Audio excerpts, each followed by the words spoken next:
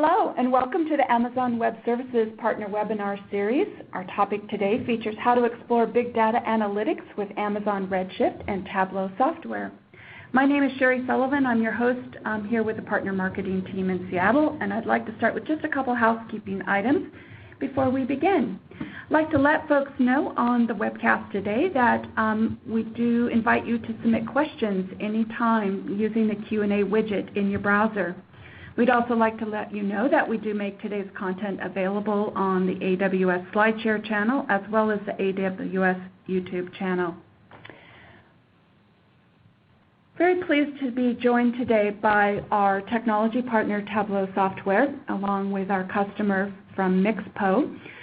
We have with us today Ted Wasserman, who is the product management development with Tableau Software, as well as Angie Moe, who's an analytics manager, data sciences with Mixpo, and Raul Paschak, who's our senior product manager with Amazon Redshift. We'll kick things off with an overview of some of the benefits of Amazon Redshift data warehousing done the Amazon Web Services way, as well as Tableau Software big data analytics overview. And then Angie will share with us some big data solutions that have been deployed at Mixpo using Tableau and Amazon Redshift, and we'll close off with a few moments of Q&A. So without further delay, I'd like to welcome our presenters, and I will turn it over to you, Raul, to kick things off. Thank you. Thanks very much, Sherry, and thanks everybody for joining us.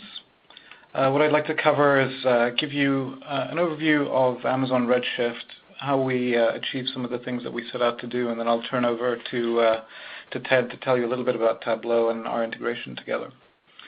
So with Amazon Redshift, what we set out to do was to build a data warehouse service that was faster, cheaper, and easier to use than the solutions on the market today. And our internal goals were to try to get to something that was 10 times faster than traditional row-based stores for analytic queries and a tenth the cost of what was available. And the reason that we did this is that our customers had been asking us to. Data warehousing typically requires large upfront investments, long lead times, and they're complicated systems. And what we wanted to do was to give customers something that was easy to provision, allowed them to pay as they went, and then we also wanted it to be compatible with the tools they use today, things like Tableau, and for us that meant SQL. And so what we've seen with Redshift is really a broad range of use cases with customers. We have traditional enterprise data warehousing, and here customers are able to lower their costs. We're seeing customers interested in migration from existing systems. And really one of the big drivers is a quicker ability to respond to business needs. So where before you could spend weeks or months waiting for data warehousing hardware and software to be deployed into data centers, you can spin up a multi-terabyte Redshift cluster in 15 minutes and get up and running. So responsiveness is a big deal here. And then we're also seeing companies that perhaps weren't traditional data warehousing customers but have big data needs, and for them they've been able to improve performance significantly, typically by an order of magnitude, and I'll talk about some of those use cases in just a second. The other thing is that Redshift's price point allows these customers to analyze more of their data and really to focus on the questions they want to answer, not how expensive it is to make sense of the data that they have. And the other big benefit is that by using Redshift and platforms like Tableau and SQL, analysts at customers can use the tools they're familiar with to make sense of the data that they're generating. And then another class of application that we've seen emerge with our customers has been companies using Redshift to add analytic capability to their hosted applications. And here, Redshift allows easy scalability and customers to match their costs with their growth. To give you an example of some of the customers, I won't go through all of these in detail, but we're seeing typically the price, performance, and ease of use characteristics come through to the fore. Customers see significant improvements. So Airbnb found a many-fold speed up over what they were doing in Hive at much lower cost. And companies like Nokia are finding at the enterprise data warehousing level, their costs are going down and their query performance is going up. And you'll be hearing from Mixpo as well about what they've been able to do using Tableau and Redshift together. And to keep going a little bit, Bitly is social link sharing, and for them, again, it's been about getting quick answers to queries. Has offers as well as seen a speed up, and Infor is an interesting example. They're the third largest ERP vendor in the world, and they're building a business analytics platform with Redshift underneath called SkyVault, and Redshift will be the engine powering the analytics there. So broad array of use cases, and really we're excited to see customers being able to take advantage of Redshift's technology and price point. Just a little bit of background in terms of what we've been able to do since we launched the service. It's the fastest growing service in AWS history. We're adding customers and expanding the ecosystem rapidly. We're also looking at rolling out to more geographies. We're available today in the States, in Europe, and in Japan, with more on the way. And we're also working on expanding the range of security certifications that we offer. Just dealing with data at scale, this is something that matters to our customers and something that we take very seriously. From an architecture perspective, Redshift is designed to be run as a clustered data warehouse. So you have a leader node, which is your SQL endpoint. You can connect to it using JDBC, ODBC, and the leader node actually is responsible for coordinating query execution across the cluster. So your compute nodes is where your data is stored and where query processing takes place. And everything's connected by a high-performance 10 gigabit Ethernet non-blocking network.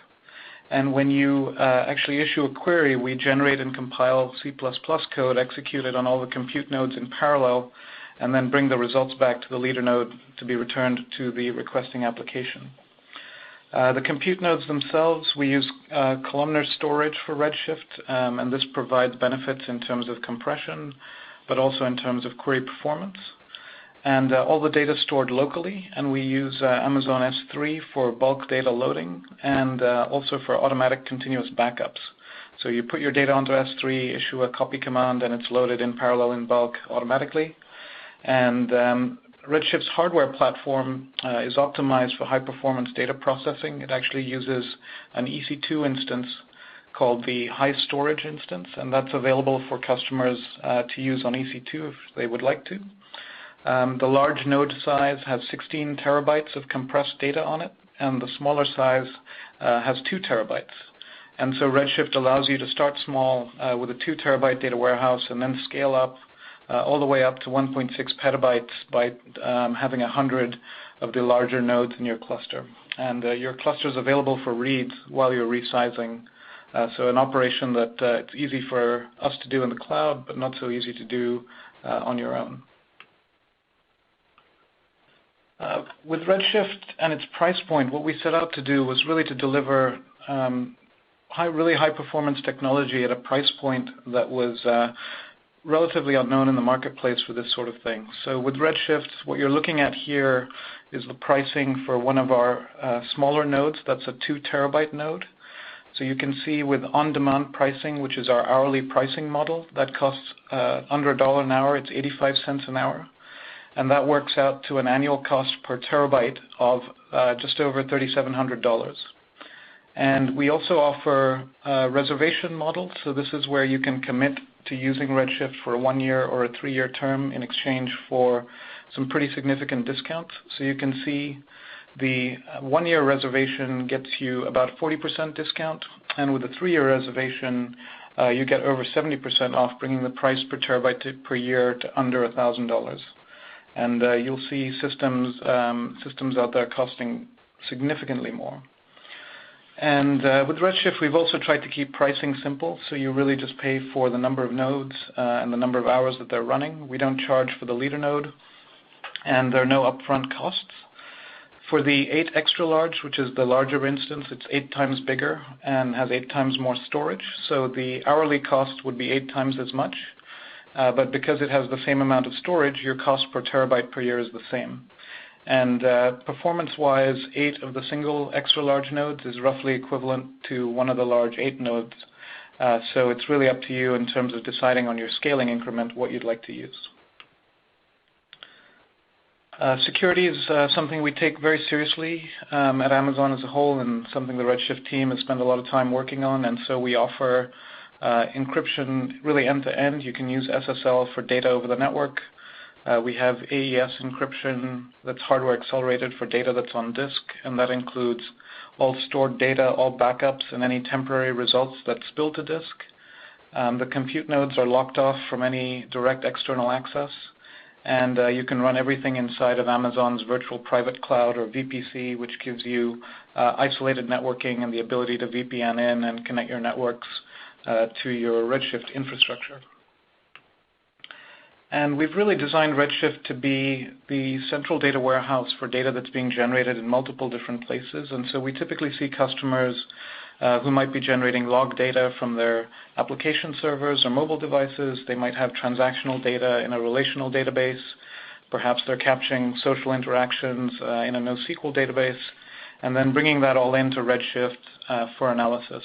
And we also have customers that will use Amazon Elastic MapReduce and Hadoop to essentially process unstructured data and then use it to populate Redshift tables where they can then run queries using SQL.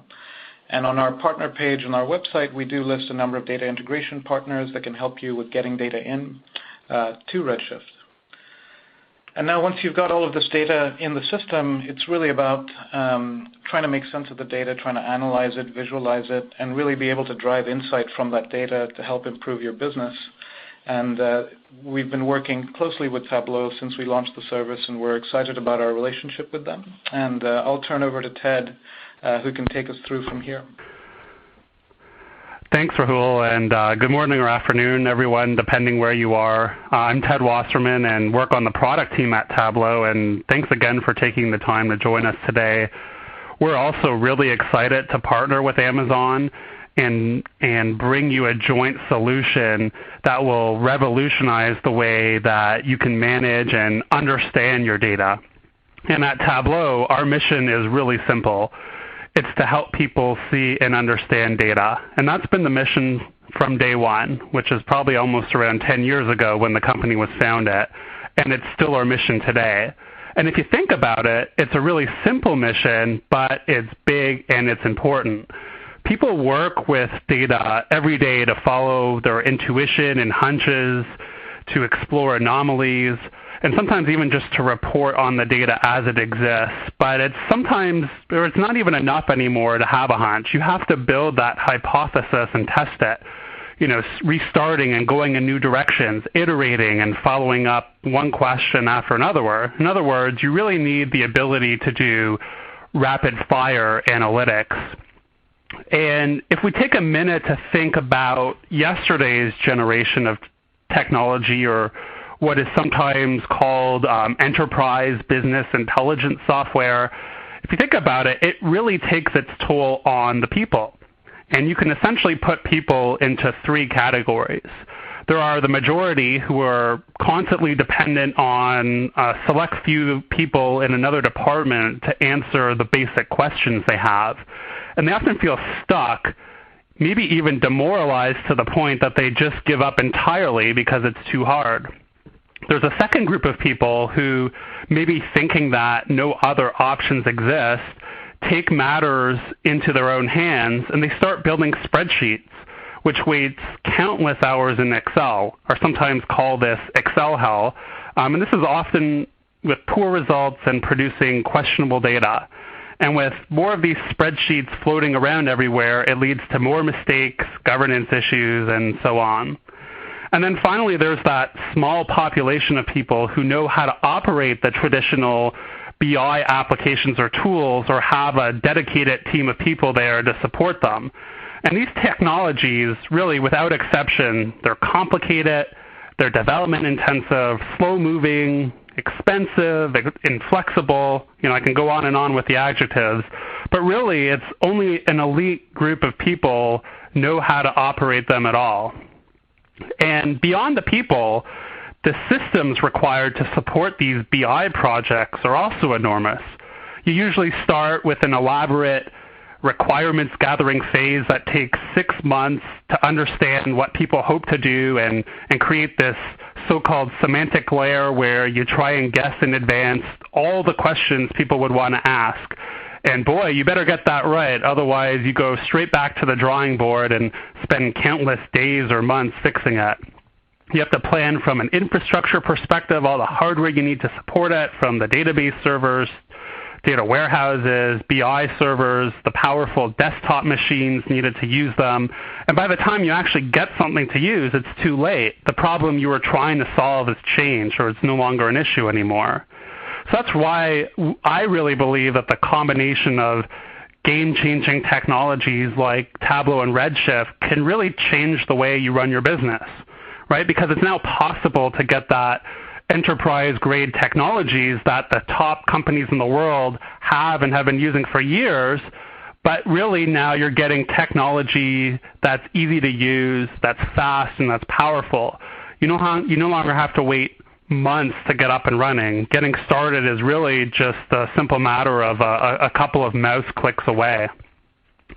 At Tableau, our products really offer an entirely new and easy interactive paradigm, very visual for working with your data. Because if you think about it, right, a visual peek at your data to help you identify trends or spot outliers or orient yourself to the shape of your data, those are all standard steps that are needed when working with data. And it's especially important to do that visually when you're working with big data. Right? Have you ever tried scanning a billion-row spreadsheet to find where the interesting pattern is? It's really difficult. Right? The human brain isn't equipped to do that. But it's an area where our visual perception system shines and something that Tableau leverages. Our products let people explore their data and present their findings in ways that are, flexible, beautiful, engaging, and most importantly, allow people to take action. Tableau is used across all verticals and industries. Our customers literally span the globe, from finance to entertainment to healthcare, even places you might not expect, like nonprofit organizations or public school districts or even doctors. You might ask why, and it's really because at the end of the day, all these businesses face the same challenges, right? They're all being asked to deliver more value to their customers or increase their profitability or build better products or save lives, right? And they look at their data as the competitive advantage that allows them to do that. We're actually fortunate to have one of our customers here today, Angie Mo from Mixpo, who will describe some of the amazing work they've done so far using Tableau and Redshift. But before we get to Angie, I wanted to quickly give you an overview of our offerings and wrap up with some of the areas we're investing in from a product perspective to move the analytics area forward. Our products have traditionally come in 3 offerings, plus a new one that I'll also describe shortly. Tableau Desktop is a business analytics application that's meant for everyone. It allows you to offer different views of your data and explore what might be hiding in your data. Our Tableau Server product is a powerful analytics platform with enterprise-class data management and scalability, and it's really our platform for sharing analytics while providing that layer of security, governance, and scalability. And some of our largest customers deploy this to thousands or even hundreds of thousands of people. And finally, there's an offering called Tableau Public, which is a free cloud-based offering for data on the public web. And many bloggers and journalists and data hobbyists use this free service to analyze their data and share their results with the world. And our products are compatible with all the major data sources of every format, from spreadsheets to databases to cubes to cloud data, and of course, Amazon Redshift. And we work very closely with Rahul and his team to build a native optimized connector to Redshift so that users would have an easy, seamless experience working with their Redshift data stored in the AWS cloud. To take advantage of it, all you really need to do is install Tableau and Postgres ODBC driver, choose the Amazon Redshift connection option in Tableau, tell Tableau a little bit of information about your Redshift cluster, such as the IP address, port, username, etc., and you're good to go. All the complexity at that point of getting to the data can just fade into the background so that you can just focus on answering the questions you need to answer using Tableau's very visual, drag and drop interface. I mentioned earlier that there's now a fourth offering. In July of this year, we announced a new offering called Tableau Online, which is essentially a hosted version of Tableau Server in the cloud. And it's really the fastest way to get up and running with a complete business intelligence platform. We take care of the infrastructure. You create and share the analytics, and it's that easy.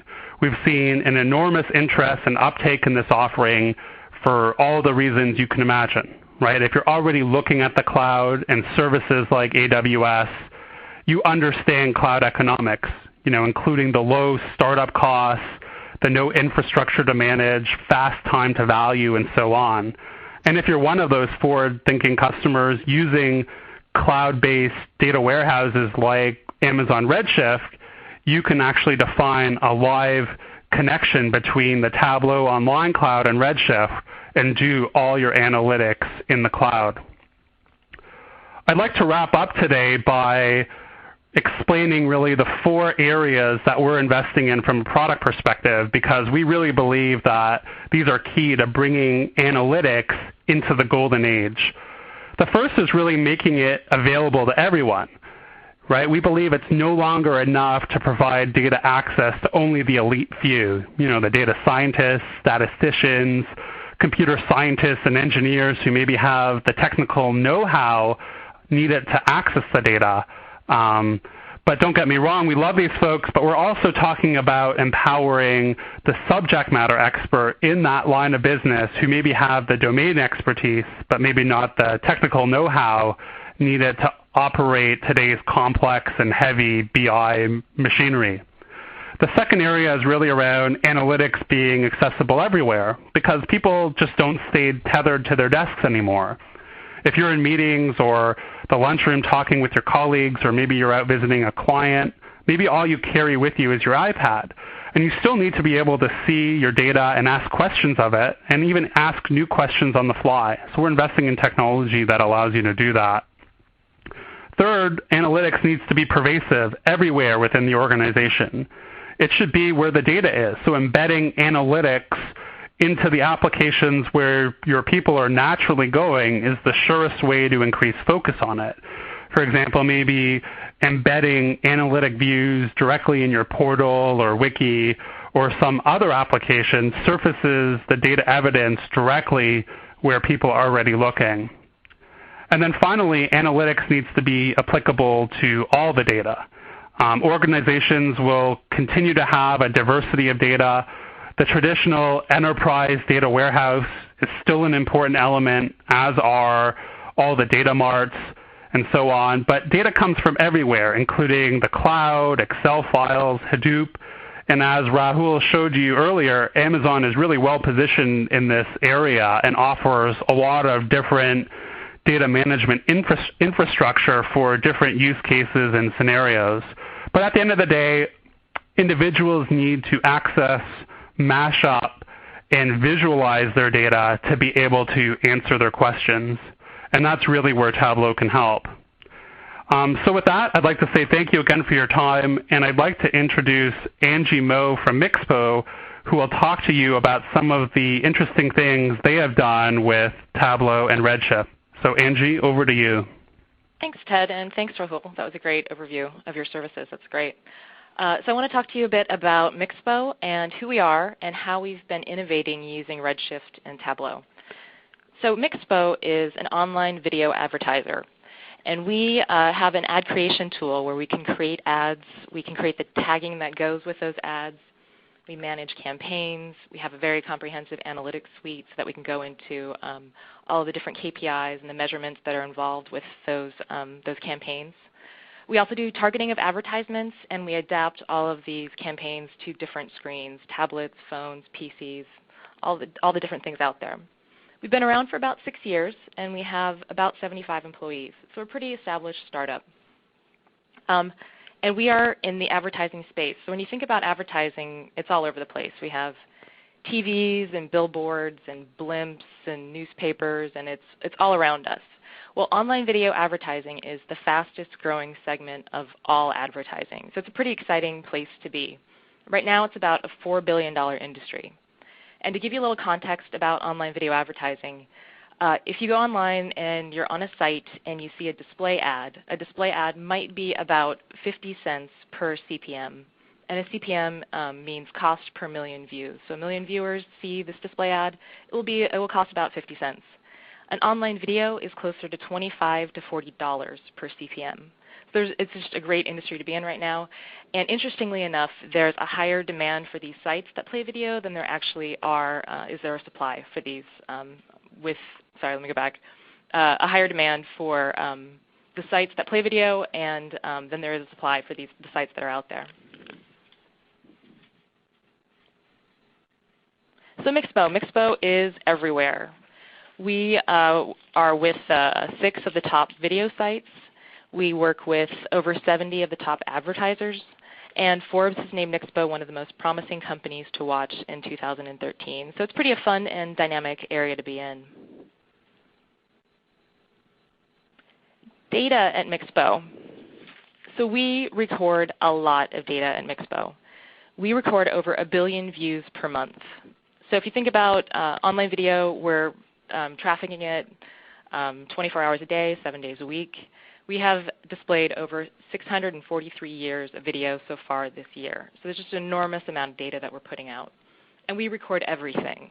So a view for a video, if you're watching a video online, you can interact with that video. You can pause that video. You can replay it. You can play with the volume. You can expand it. There's a lot of data points that we're capturing. On a video that's being played, we're capturing every decile of that video so we can see how much a video has been watched. So it's a very different experience if you've watched only 50% of a video, or if it's a 30-second ad and you're only watching 10 seconds of that ad. That's very important information to get back to the client to see how much of their video is being watched. We also capture information about the viewer. So we have zip code that we capture, the DMA, what kind of browser they're using. So we have all this data. We surface already quite a few of KPIs, key performance indicators, to our clients that they use. View rate, click-through rate, average percent viewed. But we capture all this data that we can't really access because there's just too much of it and we can't really get to it in a good way. Right now we use PostgreSQL, and that's a great transactional database. That's what we use to capture everything, but it hasn't been very good to query or use as a business warehouse. And here's a little graph that we have in one of our reports that just shows a little bit of an overview of some of the metrics that we currently capture and surface to our clients.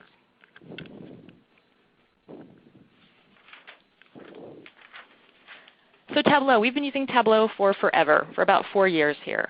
We use Tableau Server for dashboards. We use desktop. I have a couple examples here just as a little visual. We use it to monitor our network traffic, to see spikes in incoming, anything that looks weird. We use it to troubleshoot. I create a lot of custom dashboards for my internal and external clients, custom reports with the data that we do have. We use the Tab CMD, which is fabulous, and I highly recommend it if you don't already use it. We use that so that we can send out daily reports to our clients in an email format. So Tableau is really integrated in our systems. We also use it for research projects. If I need to figure out what video ad product is performing the best or what aspect of a video ad product is bringing in the most views, Tableau is what I use. And it's a quick, easy visual analysis tool that we absolutely love. So here we are. We have a ton of data. We have 6 years of all of this data that we've been capturing. We're using some of it, not all of it. We use Tableau. We have PostgreSQL. And now we are in this state of what do we do with all this data? We really want to start digging into it. And it brings us to our next slide of the big data conundrum. We need a data warehouse. What do we do? So at the beginning of this year, we really started taking a look at what could we do to get access to this data and start digging into it. And here's the sad guy who's sad about not having a data warehouse. So PostgreSQL. And if you've worked with PostgreSQL, you'll know that if you start trying to query it, it can take hours, it can take days to get, or to process big amounts of data. We did our research, and we knew that we wanted a columnar database solution. We knew it was supposed to be the fastest and the best out right now. We wanted a hosted service. We didn't want to have to deal with hardware or software. And we wanted a solution that would work with our current Tableau systems. We had no interest in leaving Tableau, and we wanted it to be scalable. So at the beginning of this project, we didn't know if we wanted to create a small data warehouse that we would just do some research on, or if we're going to put all of our data into it and put it in our production systems. We needed something that we could move around depending on what our needs were. So thankfully, very fortuitously, Redshift enters the picture right when we're starting to look into figuring out what kind of data warehouse we need. And the first thing that hit us with Redshift is that it is disruptively inexpensive. So we looked at a lot of different solutions out there, and Redshift was just offered so many of the same services, but for so much less money. They offered us a hosted solution, which is great, scalable, so we can have as many nodes as we need to. We can bring it down, we can bring it up depending on what we're doing. And thankfully, we were in early talks with Redshift when they were still in beta, and then we were able to work with Tableau 2 to test out their connector while we were getting set up with Redshift. So we've been working with them for a while now, and it's been great. Thanks to Rahul and thanks to Ted, they've been wonderful to work with and just get us up and running. So we've been using Redshift for about 6 months now. And honestly, we've been having a great time taking it out for a test drive. It's fabulous. Queries that used to take us hours or days now take us minutes. And it's been really fun to take a look at all of this data that we've been tracking but haven't really been able to dig into. So this brings us to how we've been using Redshift and Tableau to innovate at Mixpo. So I already talked a little bit about online video advertising. It's a big market. It's growing very fast. The demand is higher than the inventory out there. This has led to, and the CPMs are really high, this has led to fraud. So we've become more aware in the recent months about how much fraud is out there. There are things called bots that are out there that will basically be put on some unscrupulous sites, and they'll pretend to be eyeballs or people viewing an ad. It might click on an ad. It might have some sort of activity on an ad, so an advertiser thinks that that site is actually getting pretty good traffic. And in reality, it's not. So there's just a lot of money that's being wasted. So we wanted to start looking at our data and starting to dig into it a little more to see if there was a way that we could surface some of this and we could let our clients know and we could have a little bit more transparency in our business of what was actually going on with some of the video ads that we put out there.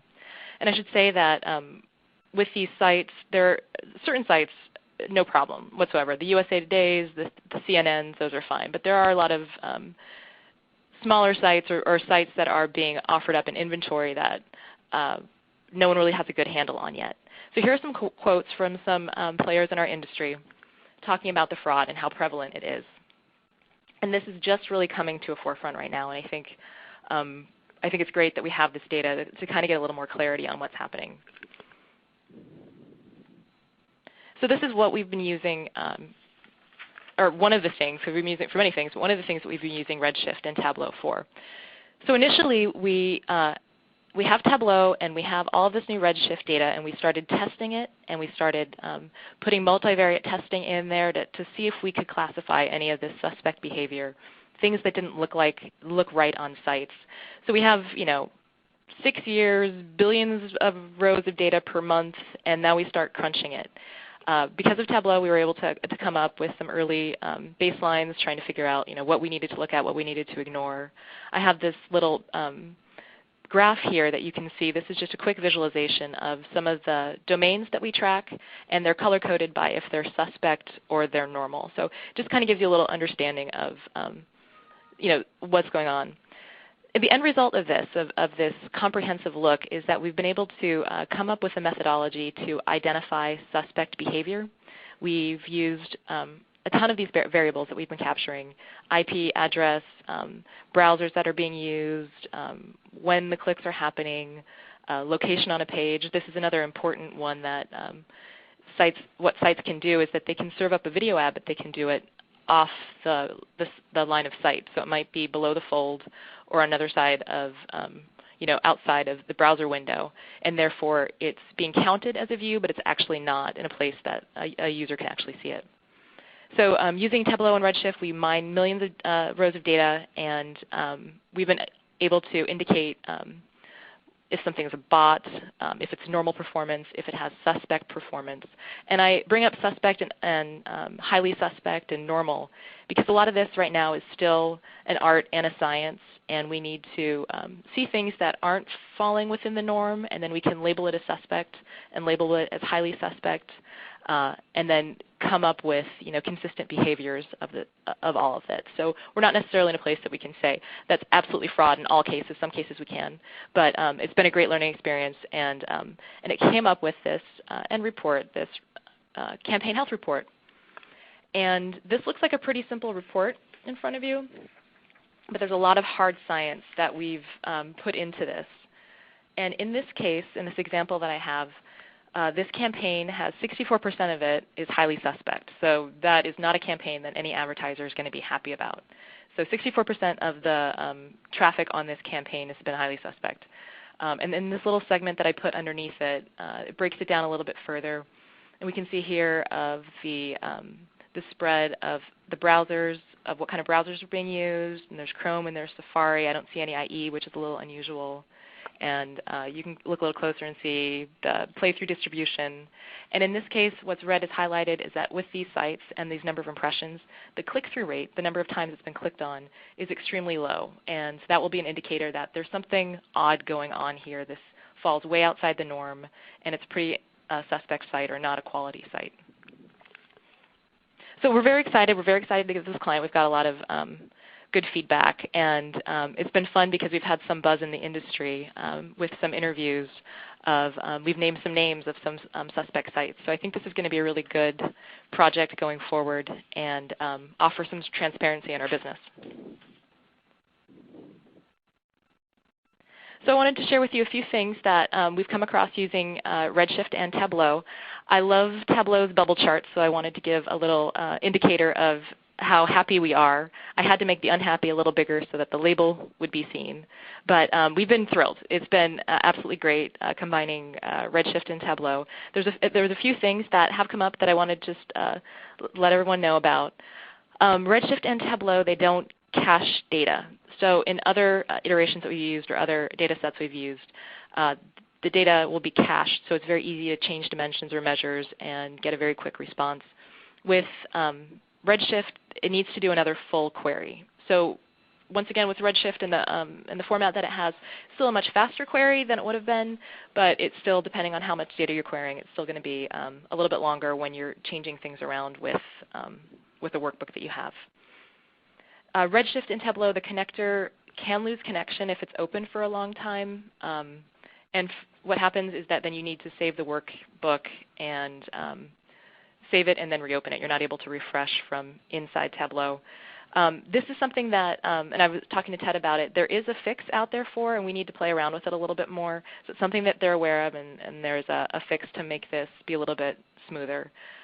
If you're an analyst like me and you have a lot of workbooks open at one time and they're all connecting to Redshift, it can be a little bit of a pain to close it, but it's a minor thing. Redshift has a 15 query limit. Now, my data sciences team has about 5 people in it, and we've been able to manage this just fine. We haven't really come up against any problems with this 15 query limit at one time, but it's something to be aware of depending on how you want to roll it out to your group or in your scenario. And this is something that my DBA has talked about before, which is the distribution key. So if you create a distribution key on a table, it can't be changed. So if you need to go back and change the distribution key, you actually need to go and create a new table. But otherwise, it's been great, and we're very thrilled that we've worked with both of these guys. So I also wanted to mention a little bit more about Tableau, Redshift, and process. So I think this is really one of the most amazing things that comes from using Tableau and Redshift. So I am a business user. I'm not a developer. I can't write code. I can write queries, but I can't write code. And using our past process that we had with internally, if I needed to have more of a structured report, I'd have to go through development, talk to engineers, and get something created and then going through a testing process. And it could take weeks or months to get it done. Now with this process that we have, I'm able to do deep dives into data. I can mine data. I can come up with reports quickly and give them out to my users fast in hours or within days. So it's just much more of an intelligent process. And since I'm the business user and I work directly with the teams, I have much more context of the data that I'm looking at. So it doesn't get lost in translation if I had to hand it over to anyone else. So that's where I'll end with you today. Thank you so much for your time, and I will hand this back to Sherry. If there's any questions that you have for me, please let me know. And if you're interested in Mixpo, please check us out at mixpo.com. Great. Thanks, Angie, and thanks, Ted and Raul, for providing us with a look at how Mixpo leveraged Tableau and Redshift to do some deep dive data mining much quicker. So, folks, if you've joined us midstream, we do invite you to submit your questions. We've been seeing some questions come in from folks, so we'll take a few moments here for some Q&A. So the first question, I'm going to point this back to both Ted and Raul. The question is, can you share a little bit more information about how to get data ingested to Redshift? Sure, Sherry, I can take that. So essentially, there's a number of ways for getting data into Redshift. The one that we recommend is to place your data onto S3, and we suggest individually split, individually compressed files, and then you can load Redshift using a SQL copy statement. And when you do issue that, you can point it to an S3 bucket, and then Redshift will load all your data in parallel onto the compute nodes and will automatically distribute it as needed. We also have a range of data integration partners that provide software that can help make the process of moving data, both initial uploads and ongoing changes in data from your source systems into Redshift easier and more automated. And you can also use the AWS data pipeline to orchestrate those data flows as well. Perfect. Thank you, Raul. Sorry, one more quick point to add. You can use JDBC and ODBC to do inserts and updates. However, performance there is much slower than using one of the bulk load mechanisms through copy. And so in our best practices, we do document that copy is the preferred way to go. Great. Thank you, Raul.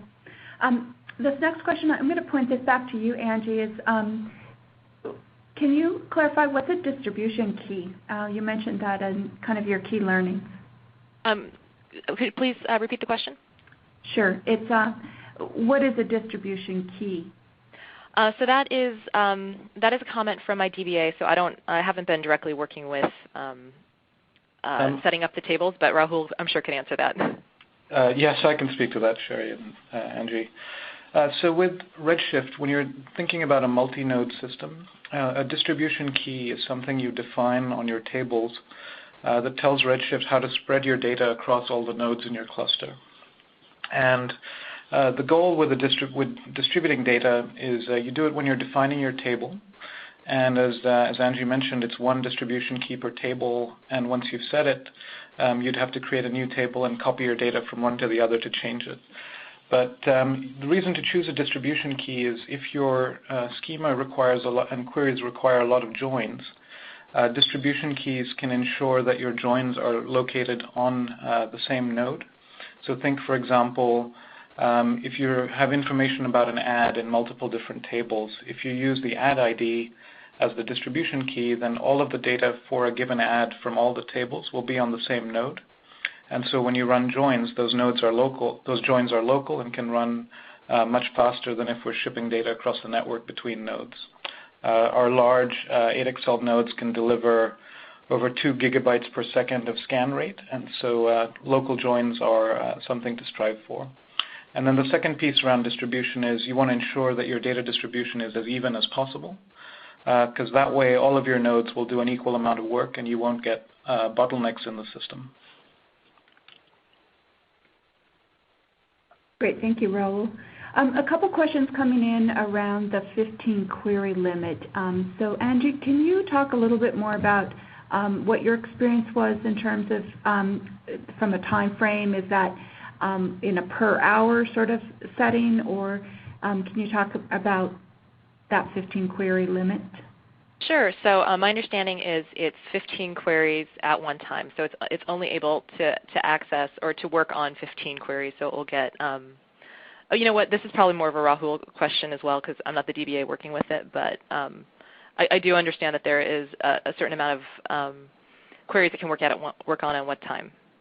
Yeah, I'm happy to jump in there, Angie. So Redshift has a 15 concurrent query limit, and then additional queries will get queued. And so these are queries that are executing simultaneously. It's not really over any time frame per se.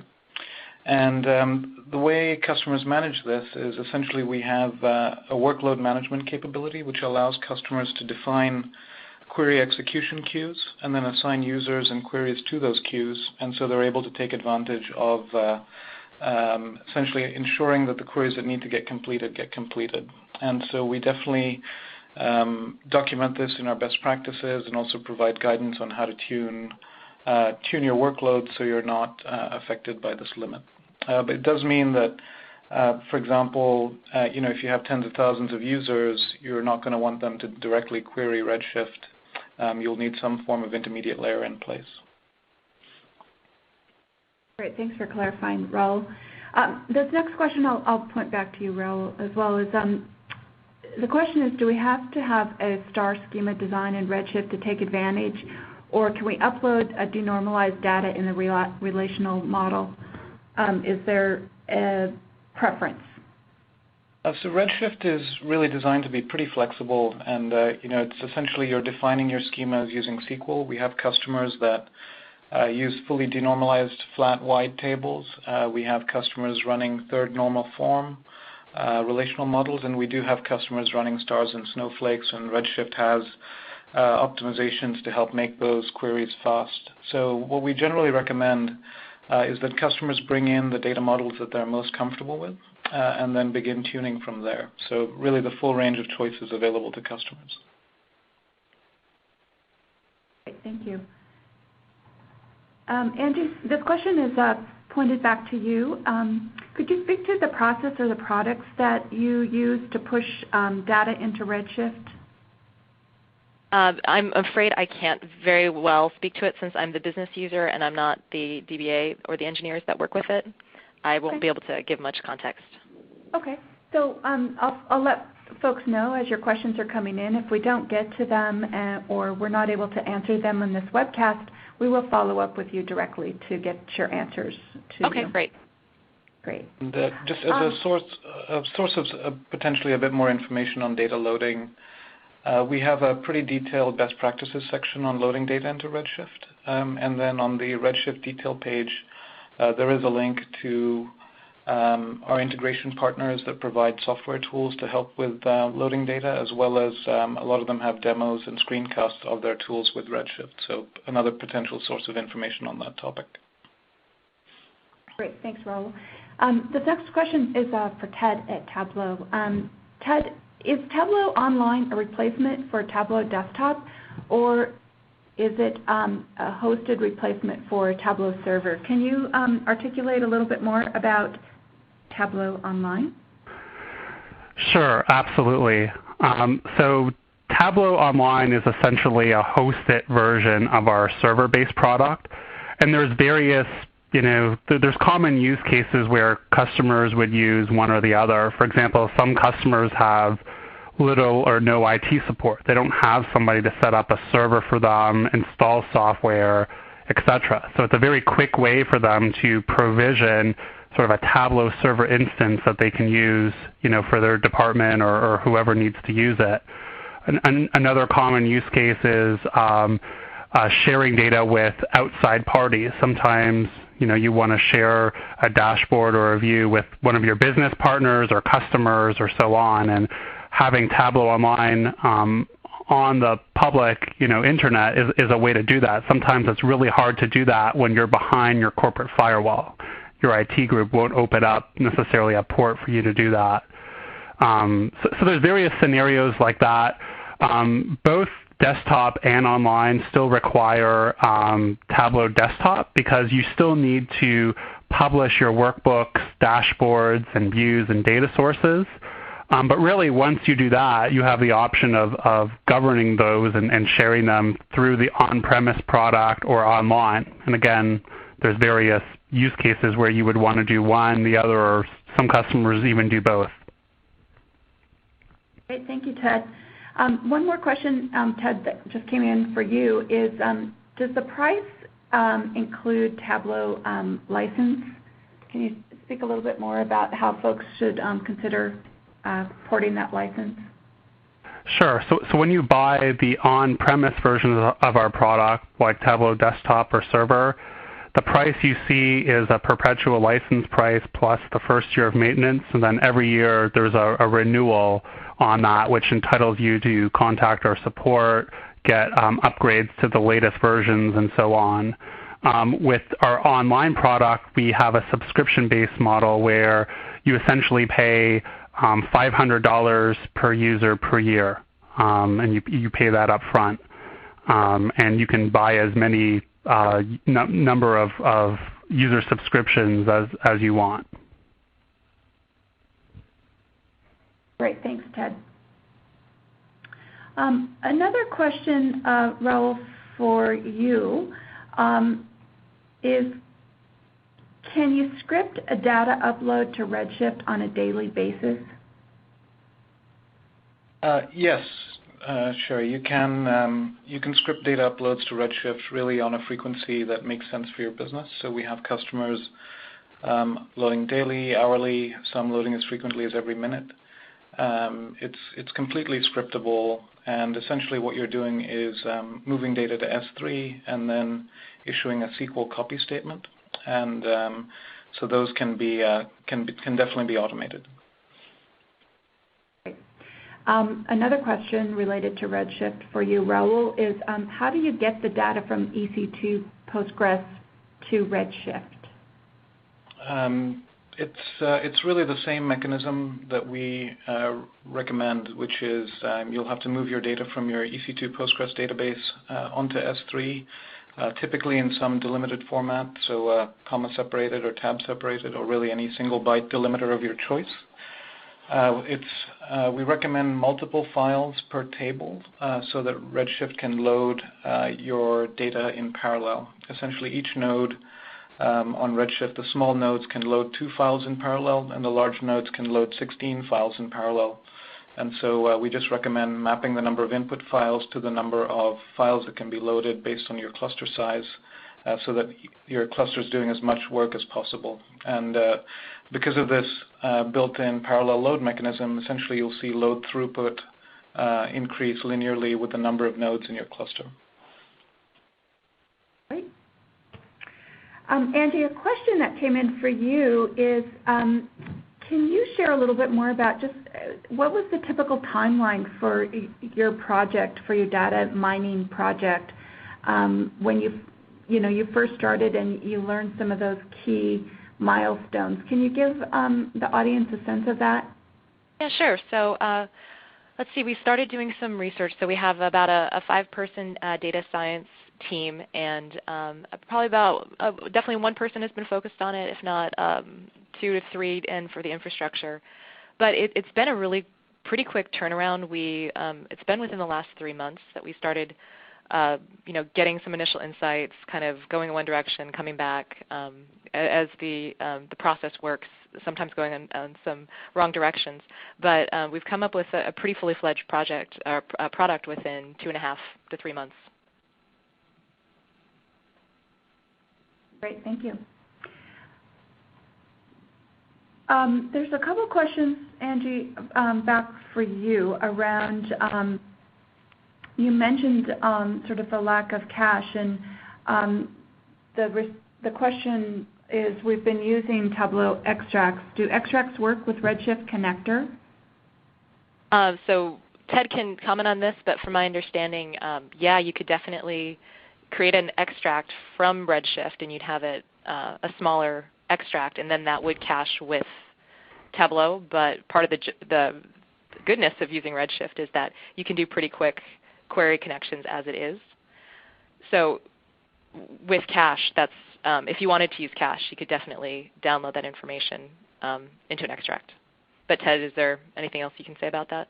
No, I mean, I think you answered it right. I mean, we have a very flexible connection model. So obviously, Redshift is a very fast enterprise class data warehouse. So you can query it live and get really fast response times, but there's various use cases where maybe you do want to bring some of the data back locally, right? Maybe you're doing an analysis on an airplane and you're not going to be connected to the internet, right? So maybe you want to bring a slice of data back locally into Tableau's own in-memory data engine to be able to do that analysis. Another use case, it came up earlier too, was Redshift can only supports up to, I think, 15 concurrent queries being processed. And so if you have a team of 1,000 people, let's say, who need to query the data, obviously you can't have all 1,000 of them doing it at the same time, right? Because after 9 are in the system, the others will be queued up. So that's another great scenario for using a Tableau data extract, right? You can have those analysts query the in-memory version of the data stored in Tableau and have that in-memory version update it on a regular basis. So it's a flexible model, and we let our customers choose what one works best for them.